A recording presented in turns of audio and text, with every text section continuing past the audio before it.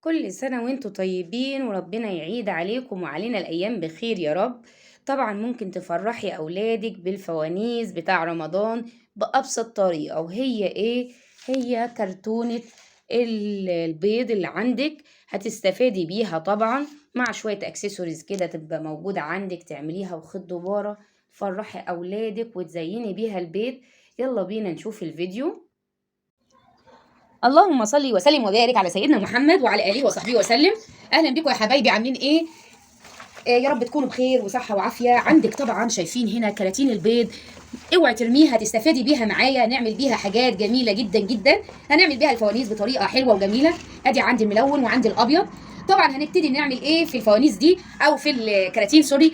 الكراتين دي هنقطع منها الفوانيس. نقطع ازاي؟ بطريقه جميله جدا. طبعا نفضتها، كنت سايباها كده فيها اثار تراب كده، نفضتها كويس. هنيجي بالكرتونه ونعمل بالمقص كده، نحتاج مقص اهو بالشكل ده، ونقص من الناحيه دي. شايفين الشكل ده كده اهو، داير ما يدور كده، بحيث ان احنا نطلع الايه اهو بالشكل ده كده. شايفين؟ بنطلع الجزء ده تمام التمام ونسويه من النواحي كلها، ويبقى زي ما انتم شايفين. اعمل كمان، افضل اقص كده الكرتونه كلها لغايه اهو. شايفين؟ هقص واحده معاكم اوريكم انا في شويه قصهم عشان ما اطولش عليكم الفيديو. شايفين بقصها ازاي؟ من عند الحواجز بتاعتها دي اقصها كويس جدا اهو. اهو الشكل كده اهو بالشكل ده، وادي الشكل ده. طبعا من تحت هنا هيبقى فيه الدوائر بتاعتنا. هبدا ان انا اعمل ايه؟ هبدا ان انا اقصها برضو، بحيث ان انا استفاد بالكرتونه كلها من تحت ومن فوق اهو بالشكل ده كده، من جميع الجوانب، وايه واظبطها. عنكم الله يا ناني. طبعا الولاد بيحبوا الحاجات دي جدا وبيعشقوها، واظبطها من تحت كده اهو بعد ما اقصها، بحيث تبقى الحواف بتاعتها جميله اهو بالشكل ده. هنجيب طبعا، هنعمل الفانوس ازاي؟ هنحتاج طبعا مسدس شمع انا مجهزاه، وعندي صوابع الشمع انا جايباها. هعمل ازاي؟ هلزق بالشمع بتاعي، هلزق الاركان عشان الزق الفانوس كده، واعمل القاعده بتاع الفانوس بالشكل ده. هنشوف مع بعض دلوقتي واحنا بنلزق الكراتين اللي احنا بنقطعها. ادي طبعا على بال ما الشمع انا احط له صابع، لان الشمع اللي فيه خلص. على بال ما الشمع يسخن بتاعي، طبعا انا جبت الاكسسوري دي، الحاجات الفضه دي هاخد منها صف صف كده وازين بو الفانوس بعد ما اخلصه.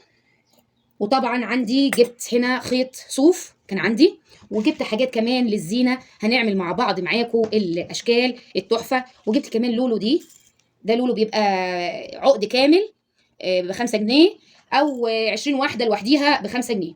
طبعا هنعمل ايه؟ ادي 30 البيض المقطعه، قطعتها اهي. خلي الاشكال اللي زي بعض، اللي هي المحرفشه من تحت دي، مع بعض، والاشكال اللي متساويه زي دي مع بعضيها. نبدا نشتغل بسم الله. هنجيب 2 كده متشابهين او لون مع بعض.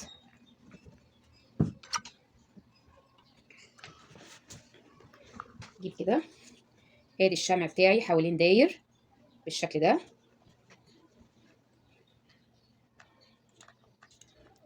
لازم طبعا صباع الشمع يبقى متمكن كده في المسدس اهو بالشكل ده. بسم الله. هجيب بقى التانية اللي زيها واشبكها بالشكل ده اهو، اضغط عليها كده تبقى جميله جدا. فاضل ايه في الفانوس؟ فاضل القاعده بتاع الفانوس. هنعملها ازاي؟ هجيب واحده من القطع اللي انا عاملاها اهي بالشكل كده، وابدا ان انا احط شمع من النص من هنا واثبتها بالشكل ده. ادي شكل الفانوس بتاعنا. طبعا لسه ما نسيتش اهو، شكل الفانوس بتاعنا بقى بالشكل ده. طبعا جميل، بس من تحت كده لازم تحطوا له شويه ممتازين كده من الشمع عشان يلزق كويس. شايفين الشكل بتاعنا ازاي؟ طبعا هجيب لسه الاكسسوري بتاعتي. هبدا بقى ان انا استخدم الحاجات اللي بتلمع دي اللي انا جبتها.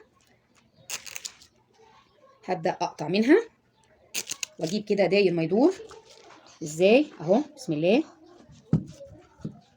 هعمل فرع بس كده منها، واعمل ايه؟ واجي ازين بالشكل ده حوالين داير.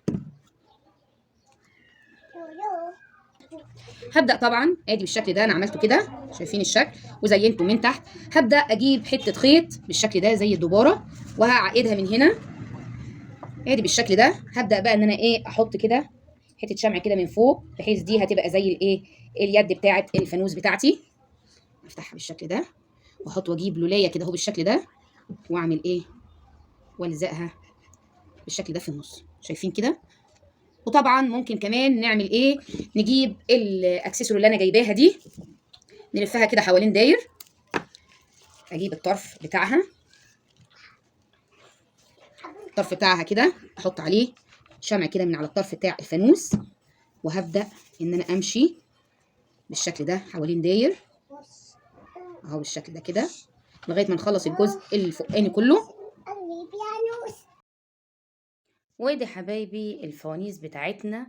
انا طبعا موقفاها كده، حطيتها في حبل في خيط دبارة ولزقتها من فوق بالشمع.